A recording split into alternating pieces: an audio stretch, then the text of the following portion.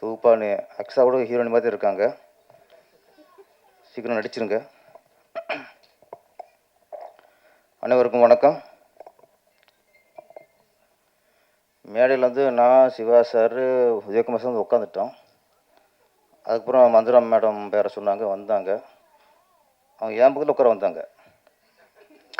ஒரு உருவம் குறுக்க மறிக்குது அப்படியே, இங்கே உட்காரு இங்கே உட்காரு இங்கே உட்காரு. என்னடா அது மந்திரா மேடம் இங்கே உட்கார வர்றாங்க, வேற யார் இல்லை, வேற யார் பண்ணுவாத, நம்ம தலைவர் தான். ஏன்னா நம்ம உட்கார வந்தாங்களே, விடாப்படியாக உட்கார வச்சிட்டாரேன்னு பார்த்தேன். அது அது அப்புறம் ஆறுதல் பெருசு எனக்கு. எனக்கு ஒரு இடையூறு வரும்போது பின்னாடி எனக்கு ஒரு வரம் கிடச்சிடும் எனக்கு. அதனால் நான் அப்புறம் தெரிஞ்சது, எப்போவோ மிஸ் ஆன ஒன்று.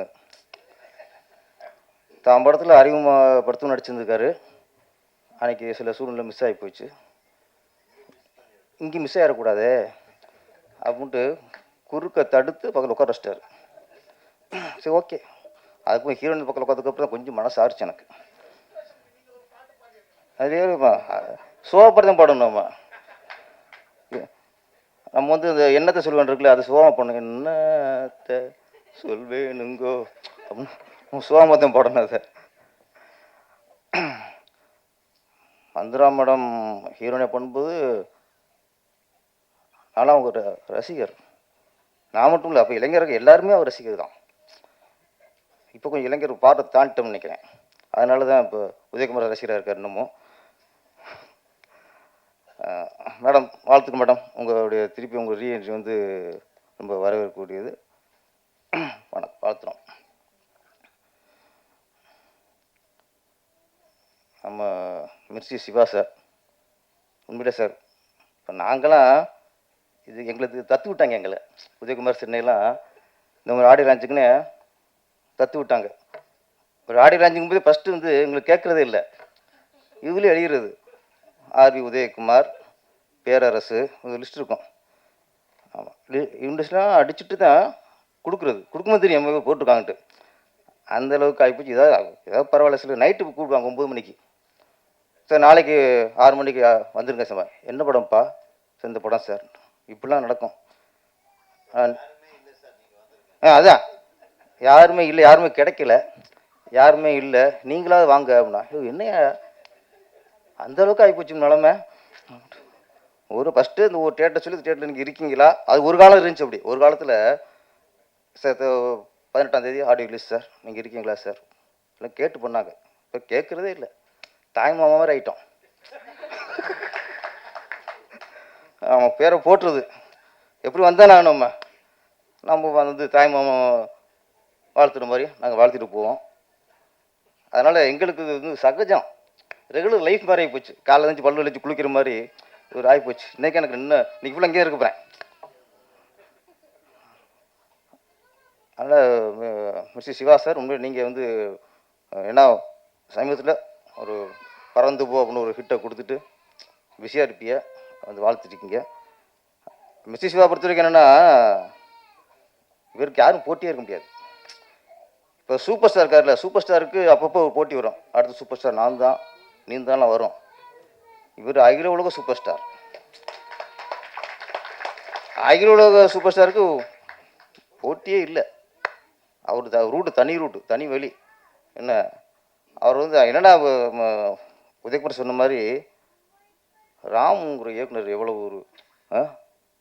ஒரு உணர்வுபூர்வமாக ஒரு மெல்லிய கதைகள், ஒரு வாழ்வியலை அழகாக அப்படியே நரம்பில் அந்த ஊசி போட்டு ஏற்றுற மாதிரி ஏற்றுறவர். அவர் இவர் வழிக்கு வந்தாரா இல்லை இவர் அவர் வழிக்கு போனாரா? ரெண்டு கொஞ்சம் கலந்துருச்சு. ரெண்டு கலந்து தான், உங்கள் பாணியும் அவர் பாணியும் கலந்து தான் பறந்து போ. அது இன்றைக்கி நல்ல ஹிட்டு. இன்னைக்கு வெற்றிப்பட ஒரு நாயகன் வந்து உட்காந்து. வாழ்த்துக்கள் சார்.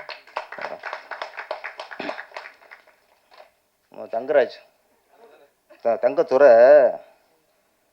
நிறைய பழமொழி கேட்டிருக்கேங்க. இங்கே இவர் ஒன்று சொன்னார், எனக்கு குழப்பம் போச்சு. கோங்குரா சட்னி, கொழுந்தியா பட்டினி. ஏப்பா சரி, கோங்குரா சட்னி ஓகே, அது ஆந்திரா ஸ்பெஷல். கொழுந்தியா பட்டினி எந்த ஸ்பெஷல்? அது ஆந்திரா ஸ்பெஷலா, தமிழ்நாடு ஸ்பெஷலா, கர்நாடகா ஸ்பெஷலா? நான் சொல்கிறேன், இங்கே கோங்குரா சட்னி வைக்கிறீங்களோ, இல்லை வெங்காய சட்னி வைக்கிறீங்களோ, தேங்காய் சட்னி வைக்கிறீங்களோ, கொழுந்தியா பட்னி எவனா போடுவானா சார்? பொண்டாட்டியும் பட்டு போடுவாங்க சார், கொழுந்தியா பட்னி போட மாட்டாங்க. இன்னும் உதயகுமார் சார் சார் கரெக்டு தானே? அதுதான் அவர் கொழுந்தியா பட்னிங்கிறது அந்த வார்த்தையை பகிருங்குது. எப்படி சார் கொழுந்தியா கட்டி பட்னி போட முடியும் நம்மளுக்கு?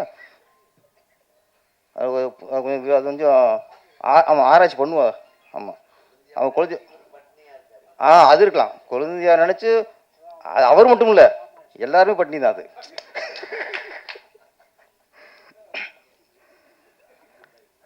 சுப்பிரமணிய சிவா சார், அவர் உதயகுமார் சார் நீங்கள் பாராட்டுங்க, தப்பு இல்லை. நல்ல கவிஞர், நல்ல இயக்குனர், அவர் எவ்வளோலாம் பாராட்டலாம். கண்ணாசனோட பெரிய கவிஞர் சொல்லிக்க, தப்பு இல்லை. அவர் வந்து 2 இடம் நான் தாக்கப்பட்டேங்க. அவரை சொல்லும்போது என்னவென்று சொல்வதம்மா அப்படின்னார். உதாரணத்துக்கு பேரரசும் ஒரு கவிஞர் தான் அப்படின்னு நான் எத்தனை நல்ல பாட்டில் எழுதியிருக்கேன். துவைச்ச துணியே துவைப்போம்மா, அரைச்ச மாவை அரைப்போம்மா, இது ஒன்று தான் கிடைச்சது நான் எழுத பாட்டில். நான் நினச்சிட்டேன் அவருக்கு மட்டும் அப்படியே அழகான ஒரு கவித்துவமாக ஒரு வரியை சொன்னீங்களே. ஸோ அட்லீஸ்ட்டு நான் சொல்லவா, நான் எழுதுனதில் இன்னும் நிறையா இருக்குது, படுமங்காலம் இருக்குது, எவனும் எழுத முடியாது. நான் நினச்சிட்டேன் சரி என்னவென்று சொல்வதுமா அப்படி எழுதினாரு. என்ன சொல்வேனுங்க அப்படின்னு அதை கொஞ்சம் ஒட்டி வந்திருக்கான். துவைச்ச துணியை துவைப்பாமல் எத்தனை அதுவும் துவைச்சிட்டே இருக்கான், அது அழுக்கே ஆகாது சார். என்னவென்று சொல்லும் போது கிளவி ஆயிரும்.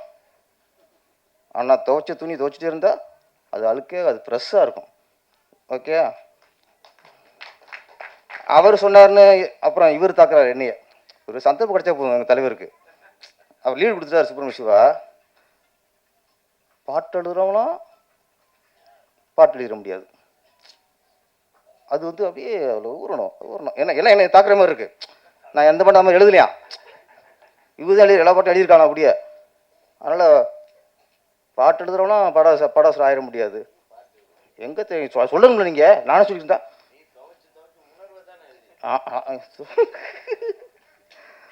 அவர். ஆனால் ஒன்று நான் வந்து உங்களுக்கு ஒரு விஷயத்தை முரண்படுறேன். எல்லா வகையிலும் கவிஞரோட இயக்குனர் தான் மேல் அப்படின்னு சொல்ல முடியாது. சில இடங்களில் இயக்குனரோட கவிஞர்கள் மேல்.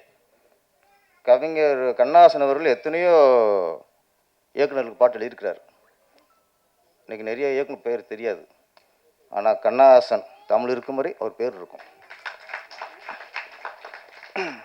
நீங்கள் சொல்கிற சில இயக்குனர் ஓகே, சில இயக்குனர் கவிஞரோட மேலாக இருப்பாங்க. அது உங்களை மாதிரி அந்த இதை சொல்லுவீங்களே வாழ்வியல் உணர்வுபூர்வம் அடிக்கடி சொல்லியிருக்கேன். இது எனக்கு தெரியல, வாழ்வியல் என்ன தெரியல எனக்கு இன்னுமே. அதுக்கு நான் கற்றுக்கணும் இங்கே என்ன வாழ்வியல் என்னன்ட்டு. ஒருத்தர் உறவுகளோடு வாழ்கிறது வாழ்வியல்.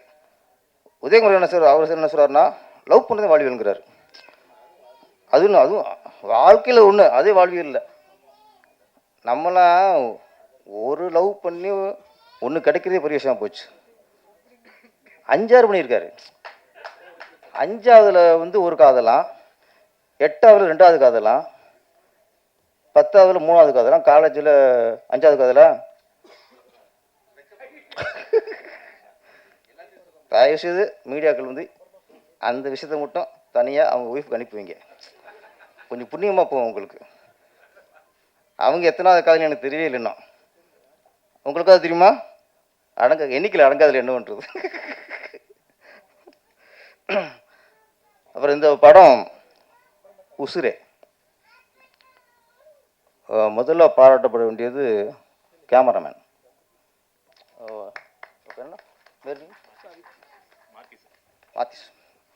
மாத்திஸ் சாய். பெயிண்டிங் மாதிரி இருக்கு சார். உங்களுக்கு சாங் சரி, ட்ரெய்லரும் சரி, ரொம்ப நாளைக்கு அப்புறம் கண்ணில் ஒத்திக்கிற மாதிரி ஒரு ஒளிப்பதிவு. நீங்கள் வந்து பாலுமந்திரா மாதிரி கேப் மட்டும் போடலை, அவர் மாதிரியே ஒளிப்பதிவும் நல்லா ரொம்ப ரொம்ப நாளாச்சு. இந்த மாதிரி கண்ணுக்கு குளிர்ச்சியாக ஒரு பசுமையாக முதல்ல உங்களை பாராட்டணும். மியூசிக் டைரக்டர் எல்லா சாங்குமே சார் உதயகுமார் சார் சொன்ன மாதிரி தான். மாலைக்கு அப்புறம் நல்ல இதமான இதயத்தை வர்ற மாதிரி டியூன்ஸ் சாங்ஸு. கவிஞர் மோகன்லால். நான் மோகன்லால்னு மலையாளம் நினச்சிட்டு இருக்கேன். அவர் நம்ம பக்கா தமிழர். ஆமாம், அவன் ஒரு படத்தில் எழுந்தார். எனக்கு அந்தாதி வச்சு ஒரு சாங் எழுதியிருந்தார். ஆமாம், இப்போ தான் தெரியுது அவர் தான் இவருன்ட்டு. வாழ்த்துக்கள் சார், வாழ்த்துக்கள். இந்த படத்து கதாநாயகன் டிஜே. ஆனால் அவர் யூகேலேருந்து வந்த மாதிரி சொல்ல நம்பவே முடியல. அது கிராமத்துலேருந்து வந்தாலும் தான் அப்படியே இருக்கார். சூடத்தை அடித்து சத்தியம் பண்ண மாட்டேன். இவர் யூகேலேருந்து அந்த அந்த ஃபேஸ் ஆகுது. ஏதோ எனக்கு கொட்டாம்பட்டி, கண்டனிப்பட்டி, ஆண்டிப்பட்டி, வாடிப்பட்டி. அவருக்கு அப்பவும் இருக்க வாடி வாடி தான் வரும். நான் எவ்வளோ அழகாக சொல்லிக்கிருக்கேன், உசிலம்பட்டியெல்லாம் சொல்லிக்கிருக்கேன். அப்பவும் வாடிப்பட்டி. அந்த என்ன வயசானாலும் சில நேரத்தில் அந்த இது போகாது. நான் என்ன பண்ணுறது? வெக்கத்தை பாருங்கள் தலைவருக்கு. அடுத்த ஒரு தலைவன் தலைவி படம்னு வருது நினைக்கிறேன். ஆமாம், அதோட வெக்கமாக இருக்குது. வேற பக்கா கிராமத்து முகம், சும்மா மண் வாசனை முகம். எனக்கு நினைப்பதுக்கு ராமராஜன், அதுக்கப்புறம் முரளி, அந்த வரிசையில் வருவார்னு தோணுது. அந்த கிராமிய கதையில் பக்கா பொருத்தமாக இருக்கார். ரொம்ப இயல்பான நடிப்பு, இயல்பான முகம். கண்டிப்பாக மிகப்பெரிய உங்களுக்கு எதிர்காலம் இருக்குது சார். வாழ்த்துக்கள். எல்லாரும் பாராட்டிட்டு கதானை விட்டு வச்சிங்களே, சாபம் பெண் பேச பொருளாது. அந்த சாபத்துக்கு ஆளாகக்கூடாதுமா. ஆமாம், அதில் வந்து தலைவர் உஷாராயிருவார். எப்பவுமே ஜனனி மேடம் எப்படி நம்ம கண்ணில் ஒத்திக்கிற மாதிரி ஒளிப்பதிவு பாராட்டணுமோ, அது மாதிரி உங்களுக்கு திருஷ்டி தீப்புற மாதிரி உங்களுக்கு அழகு. கைதிட்டுங்க சார். அட என்னங்க மந்திரா மடத்துக்குலாம் இப்போ பூ தேய்ச்சி எந்த காலத்து ஆளுன்ட்டு மந்திரா மடத்துக்கு கைதிட்டுனீங்க, ஜனவரி கைதிட்ட மாட்டீங்க. நல்லா கைதிட்டுங்க. நல்ல அழகு, ஒரு மலர்ச்சியான முகம், ஹோம்லியான லுக்கு, நடிப்பும் உங்களுக்கு நல்ல சிறந்த நடிப்பு. அழகாக இருக்கீங்க. க்ளோஸ்அப்லாம் வச்சா எப்பவுமே கதாநாயகி அப்படியே க்ளோஸ்அப் வச்சா லட்டு மாதிரி இருக்கணும், திருப்பதி லட்டு மாதிரி. நீங்கள் அப்படி தான் இருக்கீங்க. சிவா சார், நீங்கள் சிரிச்சு நீ தப்பாக நினச்சிடுவாங்களாங்க மேடம். நான் சீரியஸாக சொல்கிறேன், உண்மையில அழகாக இருக்கேன். அவர் இப்படி தான் பண்ணி விட்டார். அவர் ராமையே கெடுத்தவர், இயக்குனர் ராமையே கெடுத்தவர். ஆமாம், ஆந்திரா பக்கம் இப்போ படம் எடுத்திருக்காங்க, 2 பாடல் எடுத்திருக்காங்க. அப்போ அதை நான் கொஞ்சம் டச் பண்ணணும்ல, கதையோடு இருக்கேன். நான் இப்போ வாழ்வியலில் இருக்கேன். நான் இந்த படத்தோட வாழ்வியலோடு பேசிக்கிருக்கேன். என்ன அதனால் சரி. எது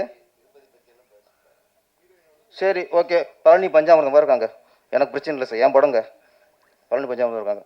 இப்படி அழகாக இருக்காங்கல்ல, லட்டோ ஜிலேபியோ பஞ்சாமிரதமோ, அவங்க அழகாக இருக்காங்க.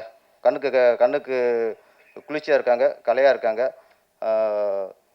கேமராமேன் ரொம்ப அழகாக கட்டியிருக்கீங்க. ஏன்னா அழகாக கட்டியிருக்கீங்க, அது வேறு. அப்புறம் இயக்குனர் நவீன். ஆமாம், ஏன்னா ரொம்ப நாளைக்கு உண்மையிலேயே நிறைய படம் பாட்டு வரும்ல, ஆறுதலாக இருக்குது. இப்படி படம் இடையில வரும்போது உங்களுக்கு உண்மையிலே அது ஆறுதலாக இருக்குது.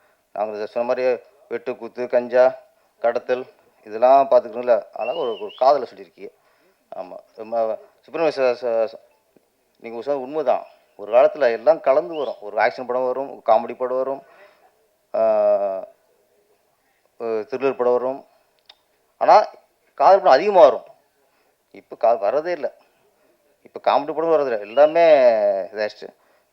கரெக்டான நேரத்தில் கரெக்டாக ஒரு படம் கொடுத்துருக்கீங்க. உங்களுக்கு வாழ்த்துக்கள். ப்ரொடியூசர் சார், உங்களுக்கு வாழ்த்துக்கள் சார். அடுத்து சிவா சார் வச்சு அடுத்து படம் ஆரம்பிச்சிருங்க. உசிரே மிகப்பெரிய வெற்றி அடைந்து இந்த டீம் ஒரு வெற்றி பெற்ற டீமாக அமையணும். வாழ்த்துக்கள். நன்றி, வணக்கம்.